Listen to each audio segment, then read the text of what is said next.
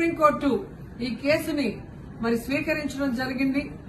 ఈ కేసులో సుప్రీంకోర్టు గనుక కరెక్ట్ గా విచారిస్తే చంద్రబాబు నాయుడు అన్కో చేసిన అబద్దాలు ఖచ్చితంగా బయటకు వస్తాయి.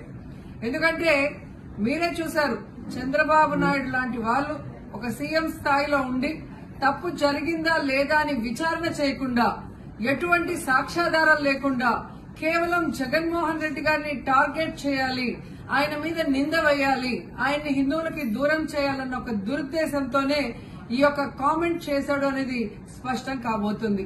ఎందుకంటే ఈ రోజు సుప్రీంకోర్టు ఈ కేసు తీసుకునేంత వరకు, ఆ డేట్ అనౌన్స్ చేసేంత వరకు సిట్ వేయనే లేదు.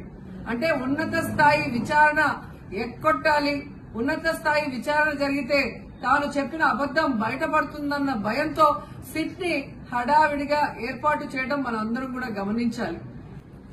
మొదటి నుంచి మాకు సిట్